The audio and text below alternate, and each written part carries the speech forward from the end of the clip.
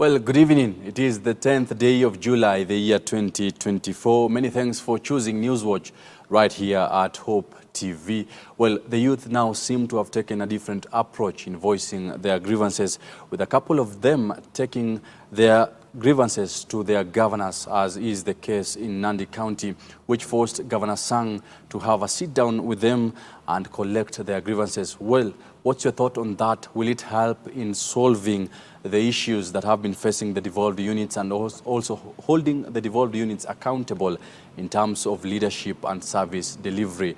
Talk to us through our socials at Hope TV and at Sammy Adika. But starting us off tonight in Kajiado County, President William Ruto has called on Kenyans and leaders to shun acts of violence that undermine the country's peace and stability. The head of state also urged politicians to refrain from using shortcuts to ascend to power, noting that Kenya is a democratic country and the people will decide their fate come 2027. Ruto was speaking at Kimuka in Kajiado County, where he commissioned the Kimuka substation that will serve over 600,000 residents in Karen, Dagoretti, Kikuyu, Kabete, Ngong, Matasia, Magadi and Ngemwa. Mimi nataka vile muelewe ya kwamba vile tunasonga mbele ni kuhakikisha ya kwamba kila kiongozi, kila mmoja wetu tujue ya kwamba pale 2027 tutafanya mtihani na hawa wananchi, na kila mtu atakuja na kazi yake amefanya. So hakuna haja ya kusumbuana hapa katikati. Wacha tungoje hii mtihani, kila mtu afanye hii mtihani, tuone nani wa kupita nani wa kuanguka. Si ndio? Ama mnasemaje watu wa Ngong? Ile kitu mimi nataka niwaulize ndugu zetu wa Kenya. Tusikubali nchi yetu iharibike, ama tulete fujo, ama mambo ya vita, ama mambo ya ambayo itaharibu amani ya taifa letu la Kenya. Sisi ni nchi ya demokrasia. Si ndio? Sisi ni nchi ya demokrasia. Na katika demokrasia wananchi ndio wanaamua. Na wanaamua katika uchaguzi. So kila mtu ajipange.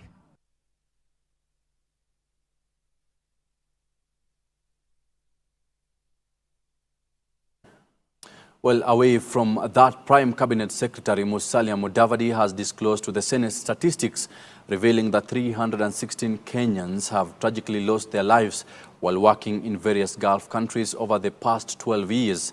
Appearing before the Senate plenary, Mudavadi, who also doubles up as the Foreign Affairs Cabinet Secretary, pledged support for the deceased families, further noting that over half of these deaths occurred in Saudi Arabia. And as Grace Ahati now reports, the government has at the same time highlighted that a total of 416,058 Kenyans are currently working abroad. In efforts to address the plight of Kenyans working abroad, Prime Cabinet Secretary Musalia Mudavadi has disclosed that 316 Kenyans have tragically lost their lives while working in various Gulf countries over the past 12 years. Appearing before the Senate, Mudavadi assured citizens that under his Ministry of Foreign Affairs docket, the deceased families will receive the government's support. However, despite the somber statistics shared, Mudavadi also highlighted that a significant number of Kenyans totaling 416,058 individuals are currently employed overseas. Also improving on our negotiation on what you call the labor or employment agreements with various countries. And we are making them much better, much more refined, so that the safeguards can be provided for our Kenyans. And the classic example now is Germany, where we are just about to conclude an agreement of labor framework or employment framework, and we are refining with those that relate to the Gulf and other states. Mudavadi emphasized that the ministry plays a crucial role in advocating for justice in cases where the cause of death of a Kenyan worker abroad is under investigation. According to Mudavadi's report, more than half of these tragic deaths occurred in Saudi Arabia, with 166 Kenyan lives lost in that country, followed by Qatar with 58 deaths reported. Upon receiving a report on the death of a Kenyan abroad, the first step that our mission do is to notify the family of the demise of their loved one. The ministry does this by liaising with the employer, the foreign recruitment agent, if they're foreign-based, and the local recruitment agent based in Kenya to establish information about the deceased and next of kin. 2, the ministry also has a robust counseling department. Also appearing before the Senate, Roads and Transport Cabinet Secretary Kipchumba Murkomen said road contractors are owed 165 billion shillings in pending bills, a situation that is slowing development across the country. The CS says the situation has been made worse by the withdrawal of the Finance Bill 2024. The Senate plenary session was also attended by Environment Cabinet Secretary Soipan Tuya.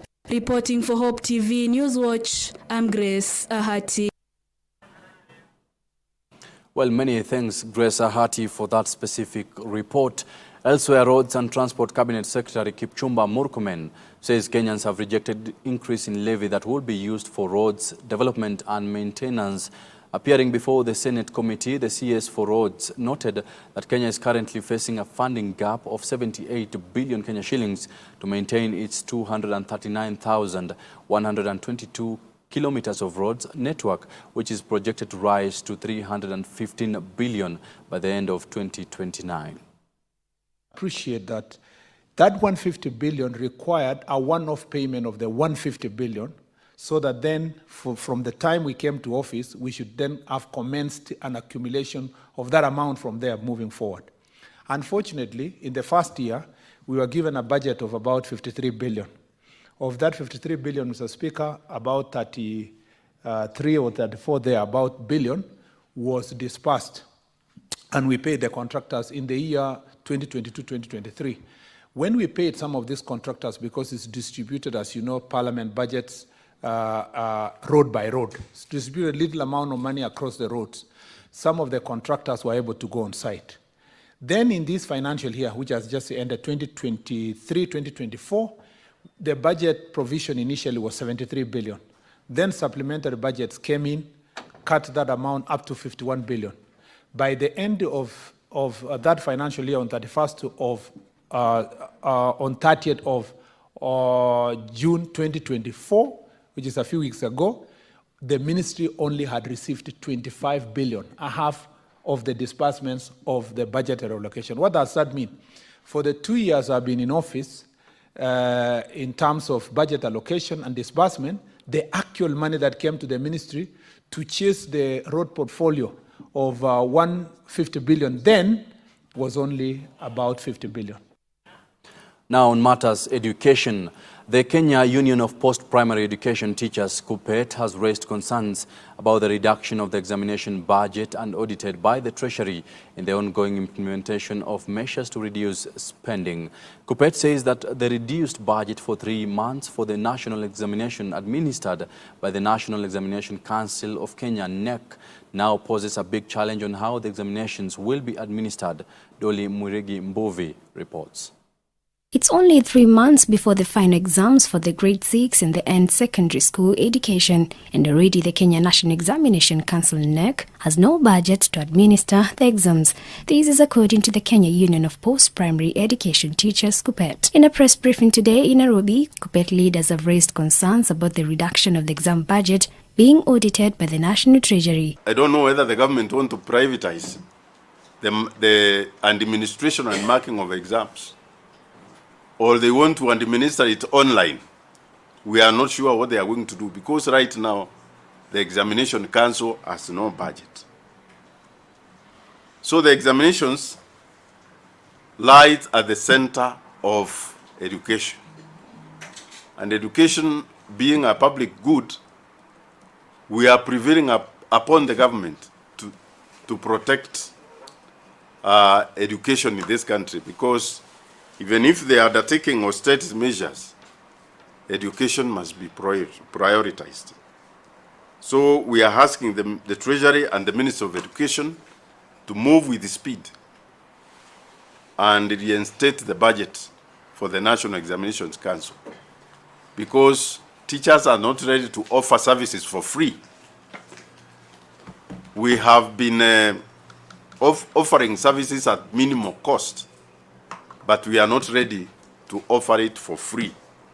Let them reinstate the budget so that the teachers can administer exams and of course mark the exams. Otherwise, that is a statement today we are delivering to you. The question now remains how the exams will be administered due to lack of funds after being removed from the national budget. It means that NEC has got two alternatives. One, either not to administer exams because they don't have the budget to administer exams. It is our business to flag out that. And number two, to surcharge the parents like they used to do before. The position of the union is that we cannot take a step back to the gains that we obtained over the years, where education now is not only paid for, but also exams paid for.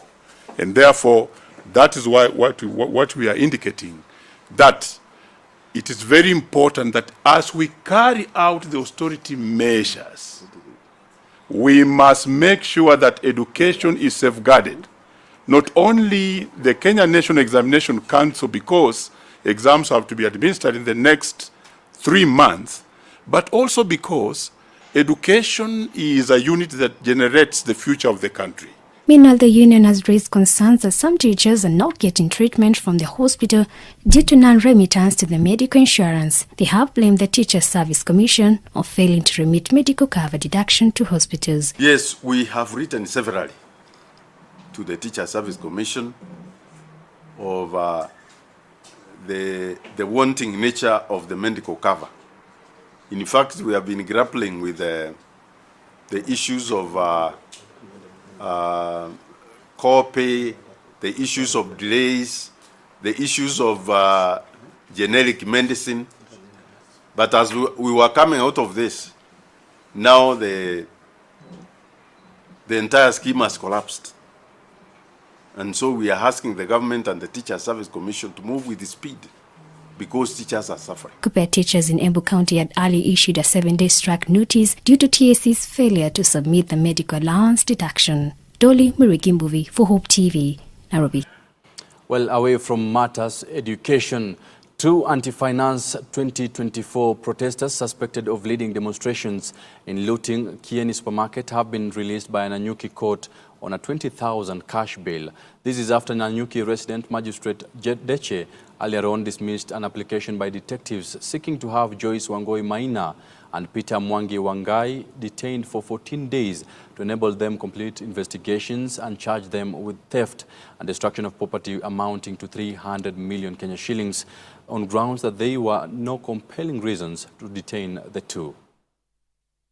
Today we are here because one of our colleagues, our comrades, in our spirited fight against bad governance in this town, 2 of them were arrested, rather abducted, over the weekend.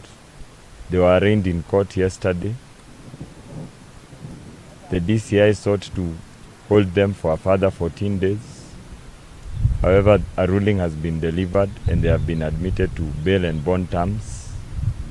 We are content with the decision of the court. The DCI wanted to use the courts to sanitize illegalities, but the court has stood firm. We would like our leaders to note that political charges which are meant to intimidate the leaders who are fighting for a better future will not be tolerated.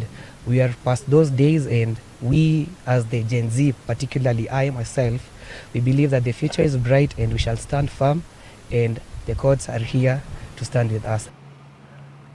Well, now on matters agriculture, Narok County Government has launched Animal Feed Strategy 2024 to 2034 that seeks to improve livestock production and boost the livelihood of the pastoralist community.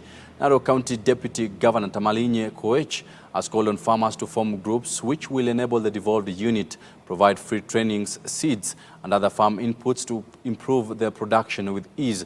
Narok County Government is in partnership with SNV Netherlands to support farmers adopt climate-resilient agriculture practices for increased production.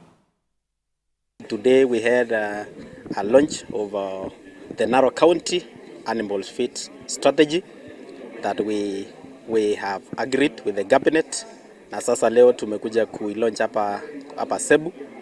This is something that we've yearned for a long time, and today we said we must launch. Na sasa tumeweza kuilaunch officially. Na the program, or rather the contents in it, is that we want to improve our animals' feeds. This has been a discussion, na tumepartner na watu wa SNV na wako hapa, pia mawaziri wako hapa na MCAs, chairmans kutoka hiyo team ya agriculture wako hapa.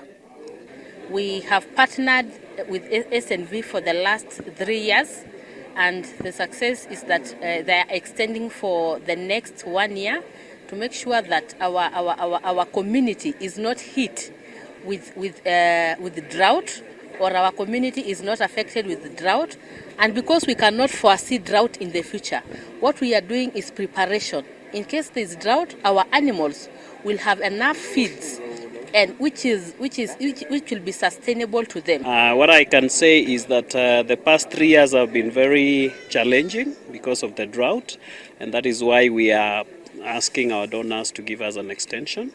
But then from the testimonies from farmers, we have also seen that there has been quite a lot of tremendous improvement in terms of adoption.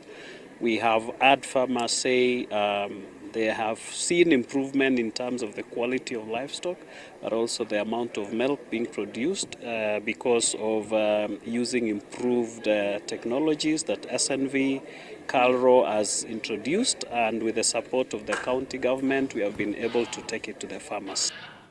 Well, we shall be taking a short commercial break. Don't go too far.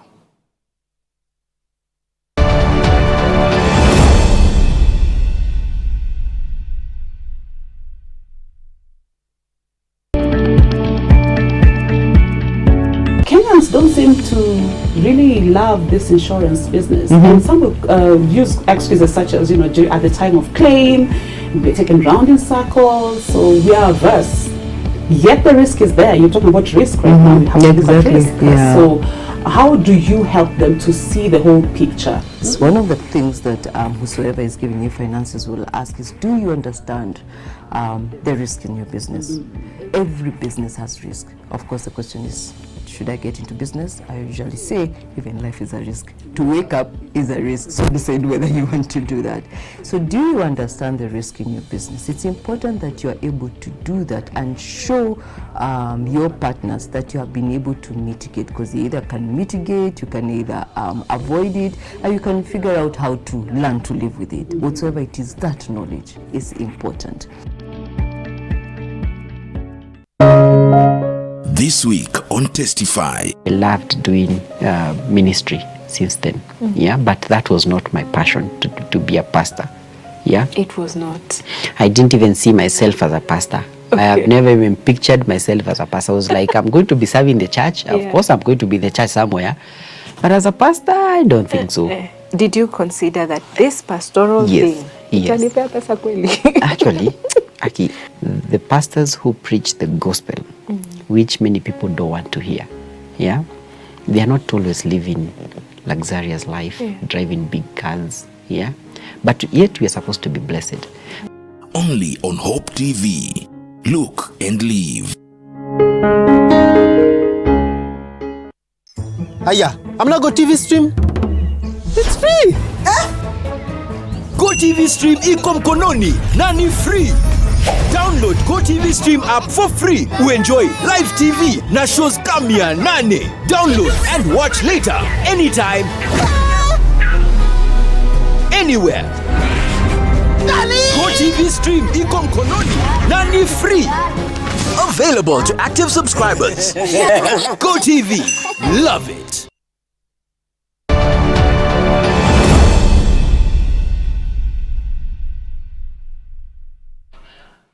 Well, welcome back. Now taking a look on matters politics.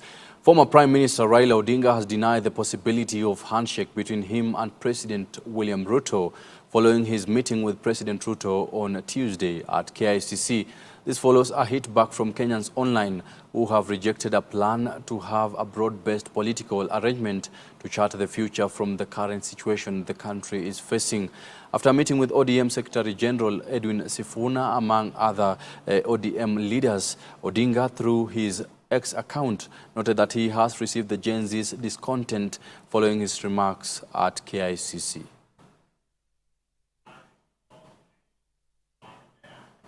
Well, still on matters appropriation bill, President William Ruto's assent of the appropriation bill into law is a betrayal and insult to the public. These are the remarks from Okoa Uchumi, a citizen and civil society organization, which has come out to call out the president for assenting the bill, which they believe will eventually convert into more public debt against citizens' demand to reduce the country's debt. While also representing the opinion of the Gen Z youth, they termed the president's action as unconstitutional and urged Parliament to enact a new appropriation law that captures the people's wishes and a strict compliance with the Constitution. Ian Githuku with that details. Civil societies and citizens organization Okoa Uchumi has come out to echo the voice of the Kenyans in calling out the governments in regard to punitive bills. Recently, the president assented into law the Appropriation Bill 2024, an action that has led to uproar, seeing that the assenting of the bill was not in line with the will of Kenyans. Speaking at a meeting held by civil societies and citizen organization Okoa Uchumi, Diana Gishengo expressed her dissatisfaction in the method used in bringing this year's appropriation bill into law. She stated that the rush to sign the appropriation bill reeks of mischief, mainly because any failure to finalize the appropriation bill in time is well anticipated in the Constitution under Article 222, which permits the National Assembly to authorize the withdrawal of up to 50% of the estimated expenditures from the Consolidated Fund, pending presidential assent to the appropriation bill. We demand that 1. Parliament should enact a new appropriation law per the people's wishes and in strict compliance with the Constitution and the law, preferably one-based, zero-based budgeting to disrupt the entrenched templates that have continued to perpetuate fiscal imprudence. Under the current circumstances, we advise the executive headed by the President and especially the National Treasury to be ready to supply to Parliament all the information on public debt or within the constitutional period of 7 days when Parliament adopts a motion requiring it.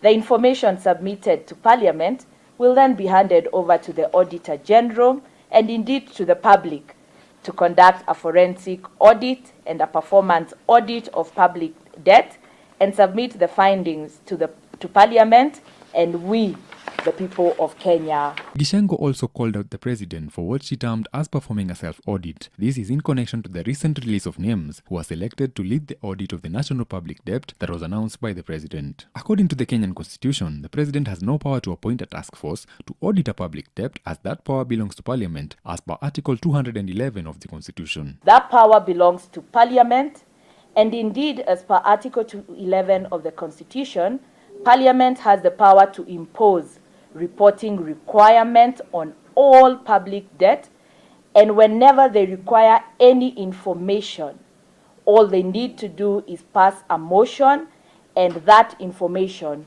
must be given to them within 7 days. The civil societies therefore made demands to the government, which they termed as convenient to the Kenyans going forward. The demands include enactment of a new appropriation law per the people's wishes and in strict compliance with the constitution, and that budget allocation are reduced by a further 119 million in addition to the 177 billion proposed by the president. 2. Parliament exercises its powers under Article 95(4)(c) and Article 211 of the 2010 Constitution, and reads with Section 37 of the Public Audit Act of 2015 to adopt a resolution requesting the Auditor General to undertake both a forensic and performance audit of the public debt acquired by Kenya since the promulgation of the Kenyan 2010 Constitution. Parliament should provide clear terms of reference for the audit and put all its resources at the disposal of the Auditor General in undertaking this task. For Hope TV Newswatch, my name is Ian Githuku. Well, many thanks Ian Githuku for that report. Now on to matters of business. Visa has unveiled the She's Next program, which aims to empower women entrepreneurs with a chance to win 2.5 million Kenya shillings. The initiative, in collaboration with the Office of the President's Advisor on Women's Rights, targets 8 million women in business to promote sustainable entrepreneurship, combat gender-based violence, and drive economic growth. Mumbi Waweru with the report. Visa's She's Next program has officially launched in Kenya, marking its first appearance in the country with a mission to support and mentor women entrepreneurs.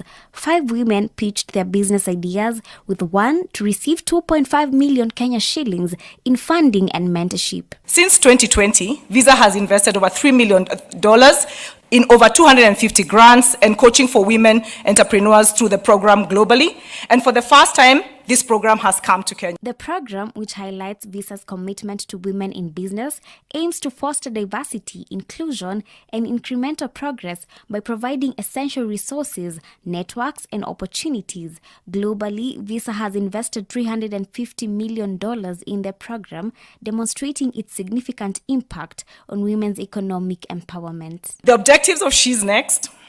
As you can see, She's Next is a perfect embodiment of our brand promise. Designed to support women entrepreneurs, it is a testament to our belief in the power of diversity and inclusion. She's Next offers resources, insights, and networking opportunities to women businesses, leaders, and entrepreneurs, helping them take their businesses everywhere they want to be. Speaking during the event, the President's Advisor to Women's Rights, Harriet Chigai, has set an ambitious goal of empowering 8 million women in business across various sectors. Kenya, known for its vibrant women-led businesses, particularly in handmade crafts and innovative tech startups, stands to benefit immensely from this initiative. With MSMEs employing about 80% of the country's workforce outside agriculture and 31.4% of these enterprises being women-led, the program aims to enhance business skills, navigate complex business landscapes, and create valuable networks. It is critical for initiatives that enhance women's economic empowerment to be scaled up. This will ensure women-led businesses thrive and will catapult women in leadership. Therefore, we shall be able to deal with domestic or domiciled catalyzers of GBV in many cases. We all agree that for us to deal with GBV and other and other cases related to oppression of women. Chigai highlighted the issue of technology-assisted gender-based violence, emphasizing the need for solutions to protect women in the tech space. And the bankers will tell you it was a big problem for even myself to move or integrate all my systems into the online banking. In our office now, we are dealing with something called technology-assisted GBV, where women leaders are bashed within the tech space. And we don't know. In fact, the person who will make the next money is the person who's going to give me the solution to technology-assisted GBV, because it's a global concern. The empowerment of women's economic base is crucial not only for economic growth, but also for addressing gender-based violence. But I will attempt it because we all know the challenges of technology. Currently, as we speak, I don't think we have the best safeguards within the technology space in Kenya or in Africa. Mombi Waweru, Hope TV Newswatch. Well, thank you, Mumbi Waweru. Now, the Nairobi Security Exchange, NSE, has welcomed Ilam Fahari to the unquoted securities platform, USP, under the umbrella of ICA Lion Group. The move marks a new milestone in building stability and enhancing communities through strategic investments. Our reporter Mason Lowell with more details.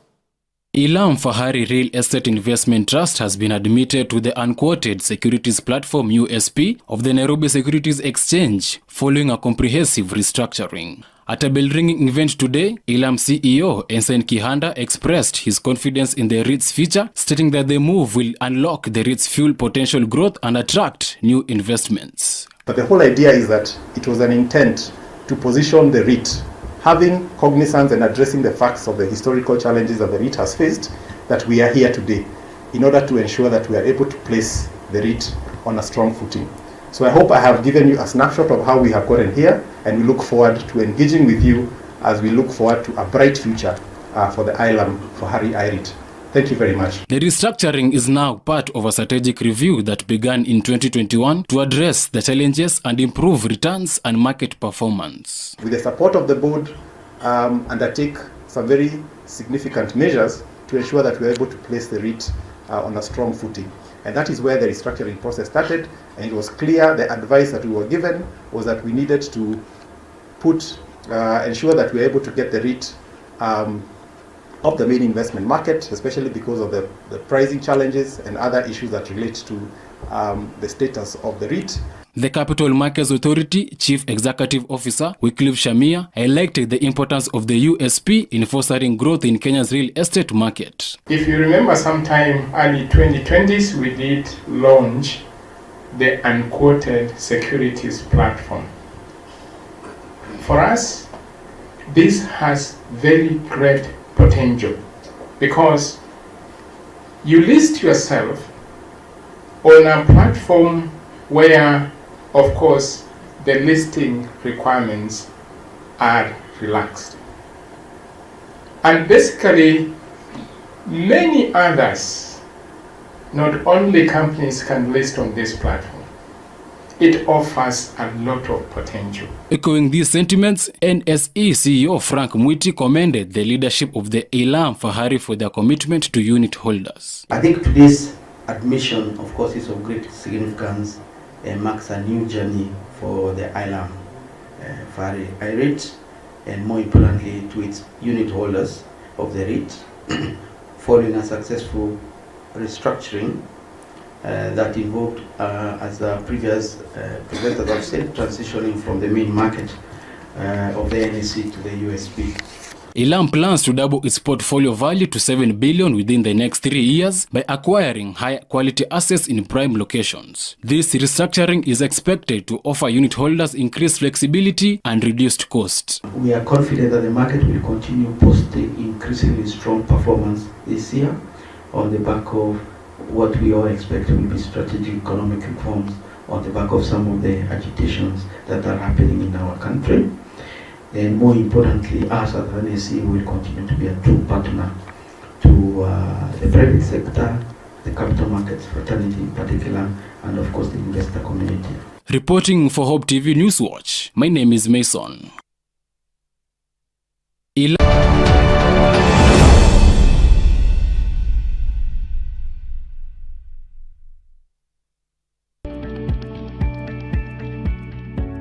Kenyans don't seem to really love this insurance business, Mhm. and some will use excuses such as, at the time of claim, we're taken round in circles, so we are averse.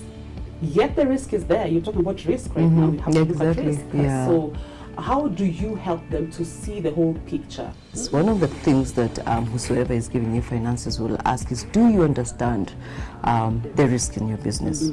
Every business has risk. Of course, the question is, should I get into business? I usually say, even life is a risk. To wake up is a risk, so decide whether you want to do that.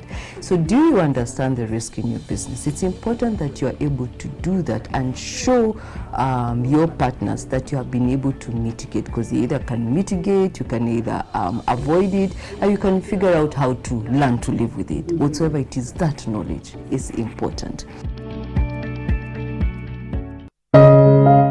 This week on Testify. I loved doing ministry since then, yeah, but that was not my passion to be a pastor, yeah. It was not.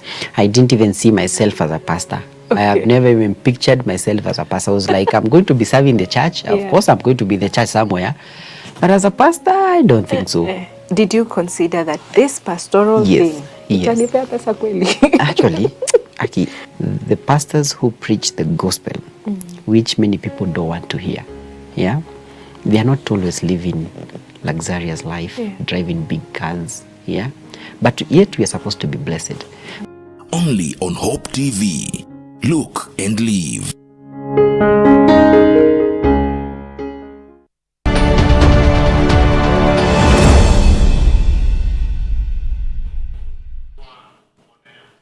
Welcome back. Now taking a look on sports.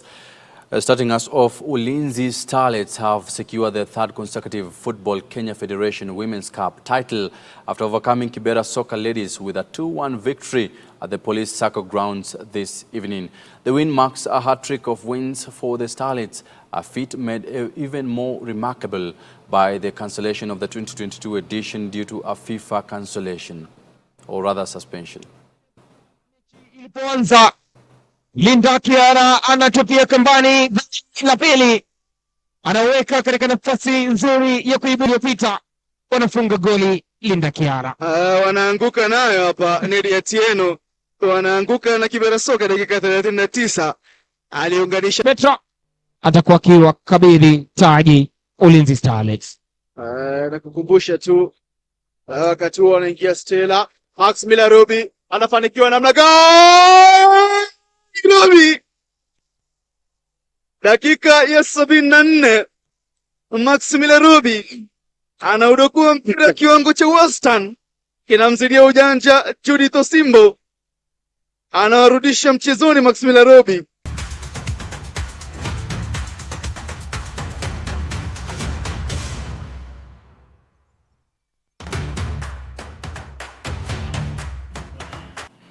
Well, now on matters Olympics. Olympics marathon silver medalist Bridget Kosgei has dropped out of the women's team for this month's Paris Olympics due to injury concerns. In a statement from the National Olympics Committee of Kenya, Kosgei was deemed unfit to compete in her second Olympics after a regular assessment and monitoring by the medical team. The former world record holder has been replaced by Sharon Lokedi, who clinched the 2022 New York Marathon title on her debut in the World Marathon major race.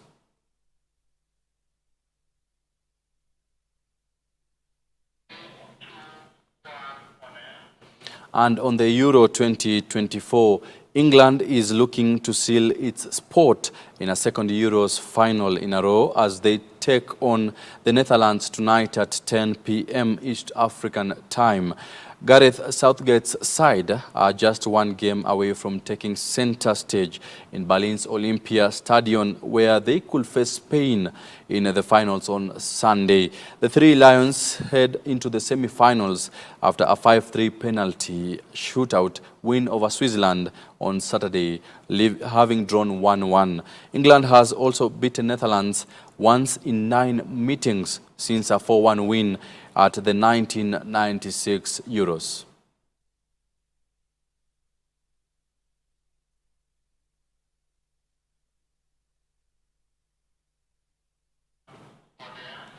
Well, now taking a look on our special segment today of Lessons for the Entrepreneur is business can experience unexpected losses due to fires and break-ins.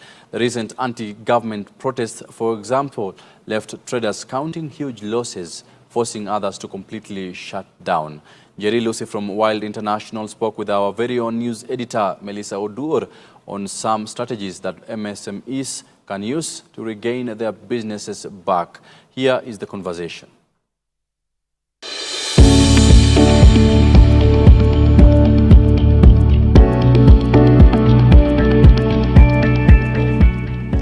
Welcome to this section of Lessons for the Entrepreneur. My name is Melissa Odor. Today we're going to talk about resilience for the entrepreneur in the face of the challenges that they encounter. And to discuss this even more is Jerry Lucy. She actually prefers having her name read backwards. I'm going to do that.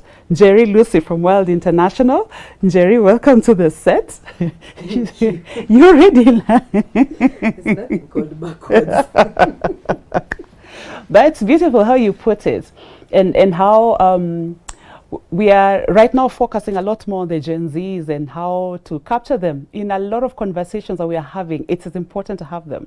So when we are having them, even in the conversation of how our names are read and how the identity matter, then this rings true. So by way of introduction, perhaps, so we can set this ball rolling. Thank you very much for having me here, Melissa. Jerry is my name.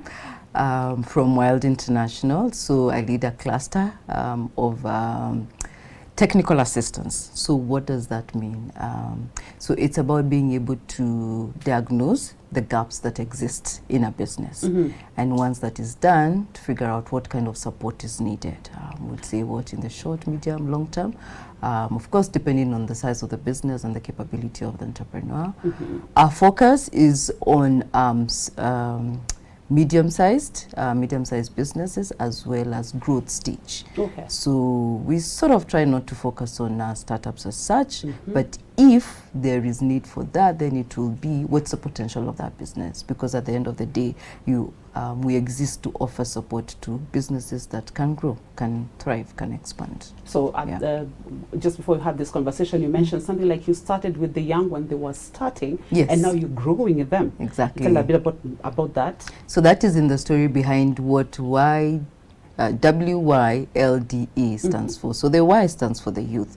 Yes, we did start with the young people, and we had a program that is called the Greatness Business Club. And so we would just help them formulate their businesses, their business ideas, to what stage they are growing, the various value chains and industries that they were choosing to. And yes, as they began growing, so the conversation was like, are we, one, going to stay with the young people, or as we grow with them, can we expand our target market to now? That's why we said growth stage into medium-sized businesses. That said, currently we have actually a number of clients that we're dealing with growth stage kinds of businesses, being able to come up with the content. How does an entrepreneur take in the knowledge? How do they synthesize it in their business? And then how are they able to grow? And then working with them. Because also some of our products include business coaching as well. It's actually ingrained in the content that we deliver. And the reason for this is just the fact that it's one thing to come to class and to learn, or even if it is virtual. It's another to be able to break it down into how do I every day internalize the knowledge and use it in my business to grow. And if I have challenges, can I actually articulate them? So this is the challenge based on this knowledge that you give me. So how can you support me to grow? So that's what we exist to do. So this is us thinking the growth level. Growth is very challenging. Are we past the stage of thinking of capital at this point, or we are still thinking how to stabilize? Because then growth comes with a lot of challenges. We're going to talk a bit about that and some of the challenges, how you're coaching them to make sure that they surpass them, to grow to probably enterprise levels. We have an interesting saying that says one of the ways to know that your business is growing is having new problems. Okay. Not so problems are good. Good. Actually, they are. Because your business exists to solve a problem. And one of our things is, one of our questions that we ask is, what is the problem that your business is solving? what is the target market that you're solving it for? Capital begins the conversation of first, can you be able to grow your business and have finances internally before you ask for external capital? Because it's your entrepreneurs, it's your clients that are going to bring you the finances that you're looking for. Yep. Long before you go and say, I don't have money for this, that, the other, we are looking at, in the process of understanding your strategy, where are the holes? Where is your business pilfering?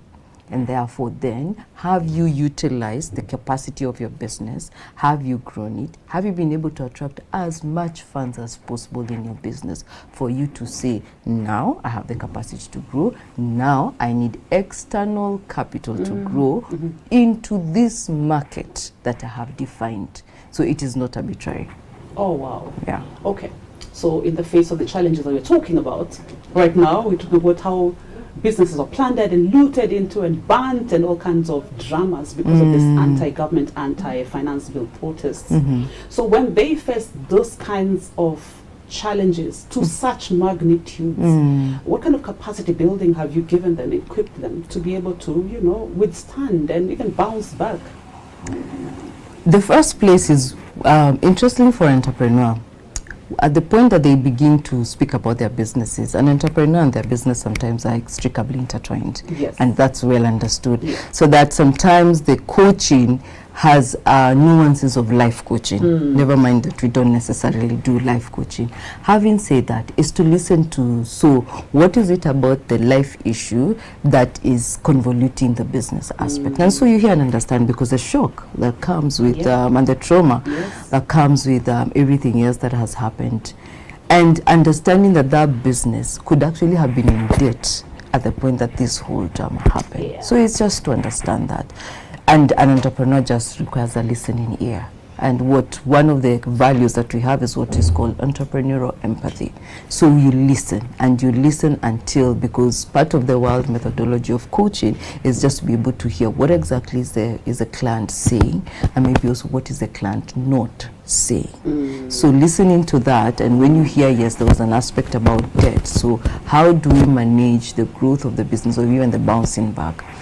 There will also be aspects of maybe did the business need a transformation? So yes, it is to the ground. That's a very traumatic experience. Once the mind begins to heal and say, I have no other way than just to begin, because it's not that first I'm going to look for employment, but even if I am, I feel my purpose or my calling is in this industry, in this business. How differently can I transform the business?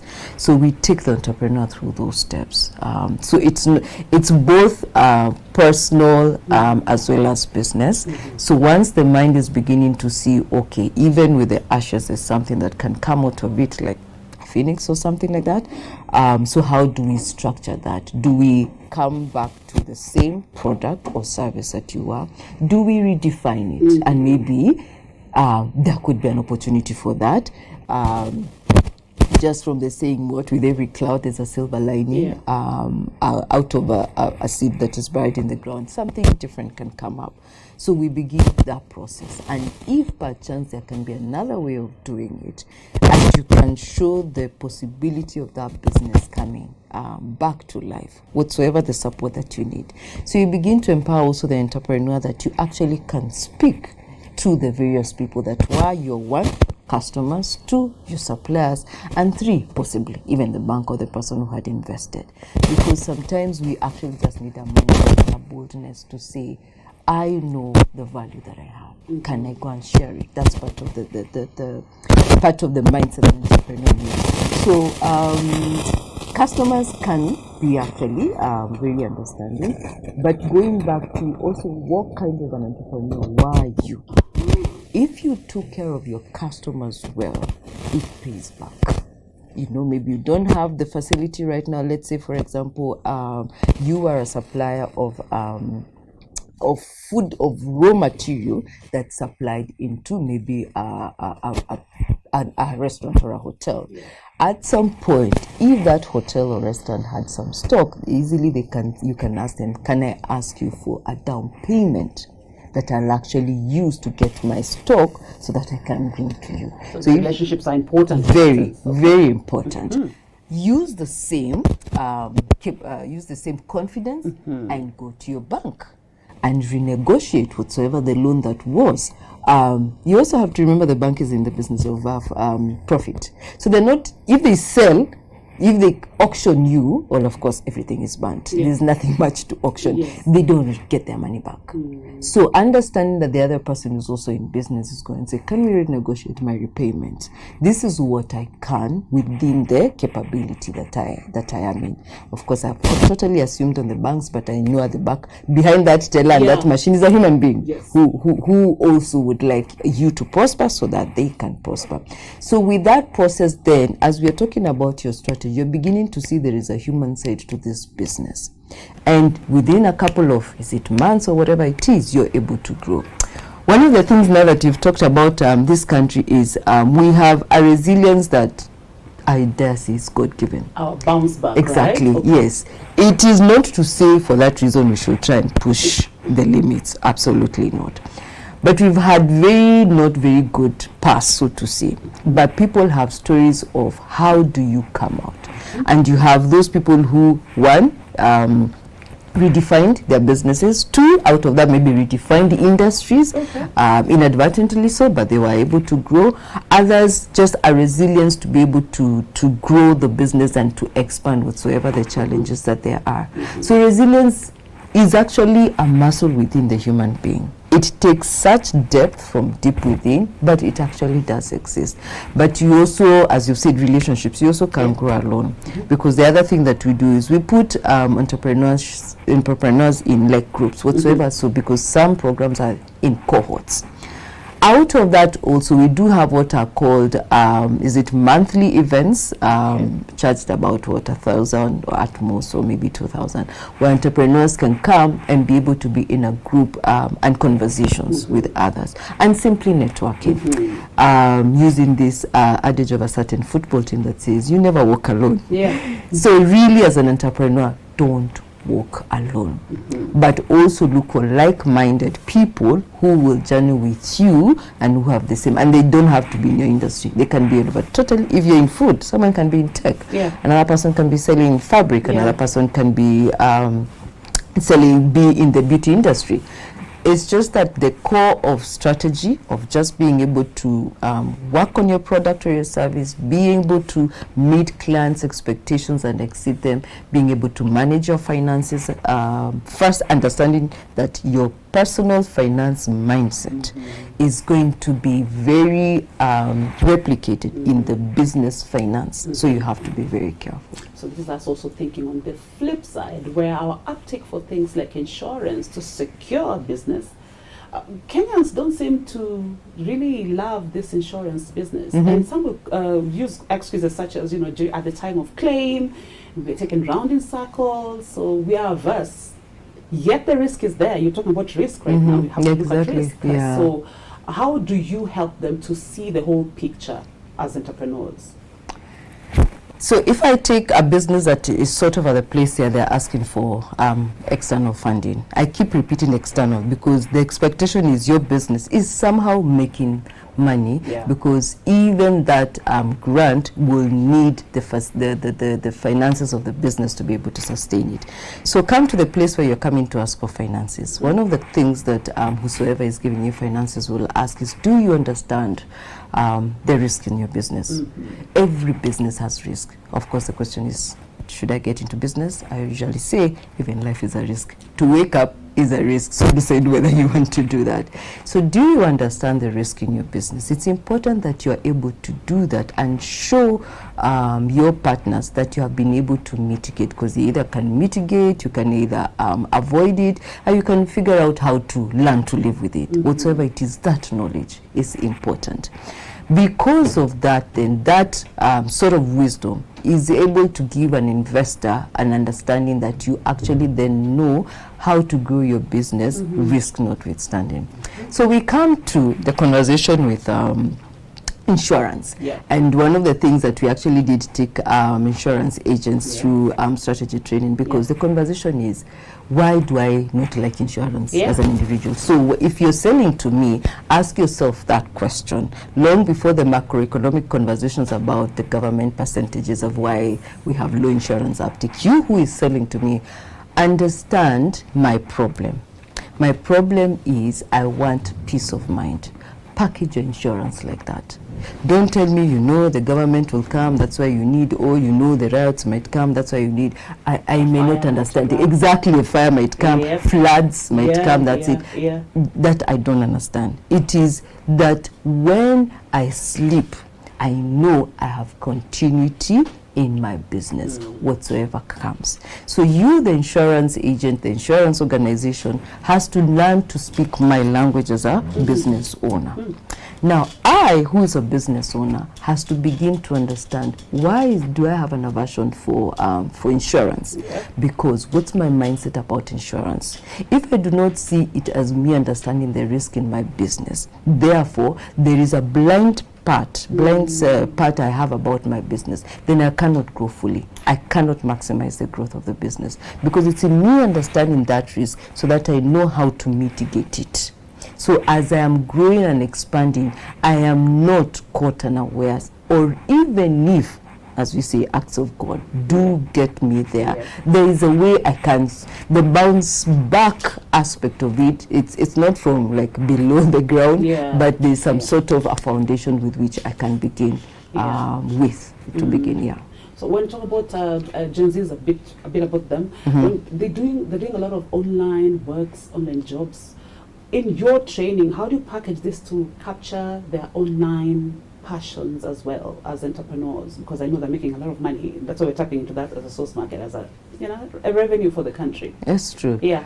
The digital space is here to stay. Yes. And we have to figure out that whether you keep calling your young person, come fix. Fix for me, I don't know what. But it's because even like the seats we are seated on, the person who needs to know that there is such a good seat may not be within your vicinity. And so the digital space is used, one, to be able to market your produce. When we say that you're actually letting people know that you're selling this product or service, that market is not within your walking distance. How then do you communicate to them? So that's just a small part of the digital marketing aspect of it. That is an extension of the market growth of your business. It's just that now that is used as a medium for you expanding and attracting your target market. But there's also the digital space that is business in itself. There are various products and services that you can deliver in terms of even the everyday, sooner or later, even whatsoever we are doing can easily be done online. So therefore is to come back to the same question. Is there a problem that you who is on digital space you're solving? And hopefully it's a good problem. Hopefully it's a good problem at the end of the day. You're not selling anything contraband. That means it's not anything stolen that you're selling. But if you can solve the problem of speed, if you can solve the problem of accessibility, if you can solve the problem of access of even innovation in terms of the product the way it was, come up with a different way of producing the same product or service, there you are. And be able to now, with the digital space, your market is not within the boundaries of whichever country that you are in. It's just anywhere that you can connect with another digital space, and be able to grow your business. So we do have such kinds of programs, and again, partnering with those who are in that space as well. People do know about various applications where you can get businesses or you can do your products from anywhere. Let's use an example, voice. You can be able to do a voice over for someone who's in any part of the country or anywhere in the world for that matter. You just get the gadgets that you need, record your voice and be able to sell it. So there's really nothing that you cannot do in business, in the digital space. Exactly. Strategy, when an entrepreneur is, first of all, how do we compare as entrepreneurs in Kenya to the entire region? In terms of our strategy, in terms of our ability to bounce back, our ability to scale in our businesses, have you had a comparative analysis of how Kenya is comparing? I will say yes, but because I have clients okay. who may be listening, might not do a very detailed one. Okay.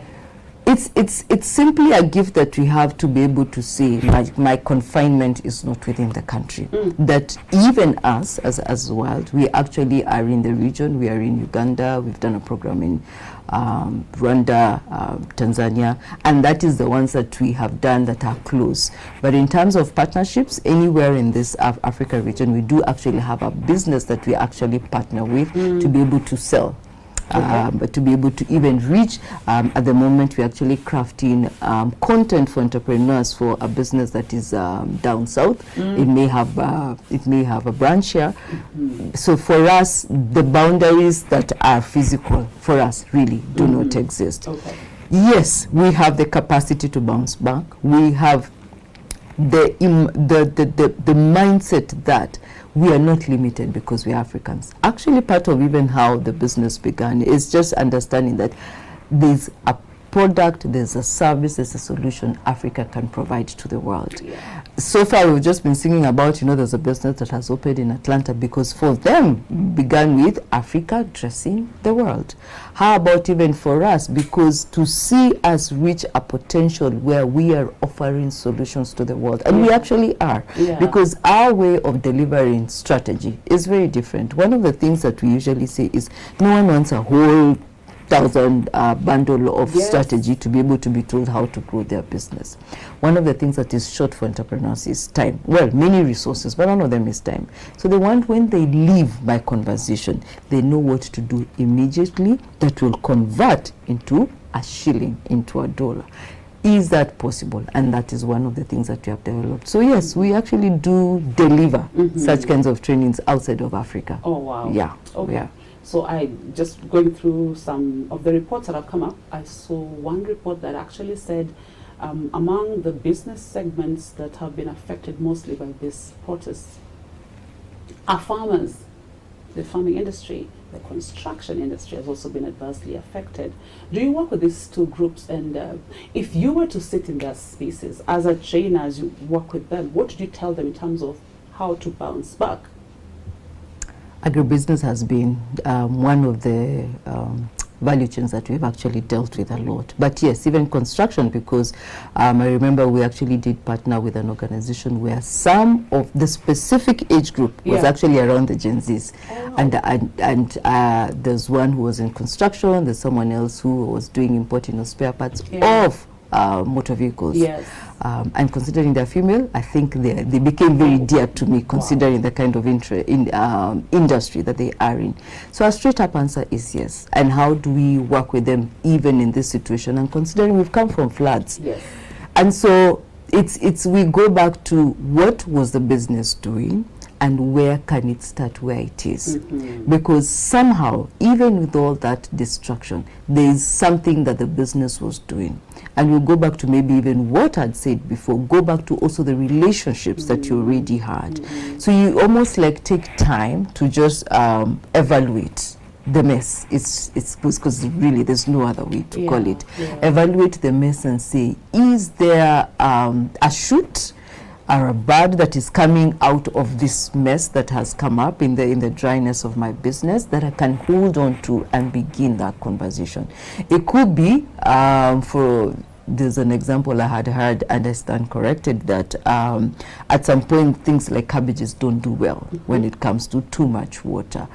At the point that is just the situation that you are in, what is that plant that you can come up with that can be able to manage whatsoever the amount of water that your farm has, or what do you need to do into the farm to be able to grow something different that you did not have, and understanding the market. So almost like the way we say things on the ground are different.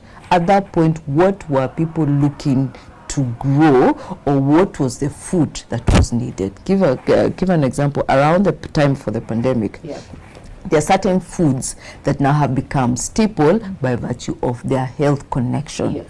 Can some of them be what an individual who is in agribusiness can begin with to say that's a fast moving as pertains to their business, and then now begin to grow slowly to either where they were because they figured there was a market before, or again transform, change or metamorphosize into a different kind of plant that they can begin with.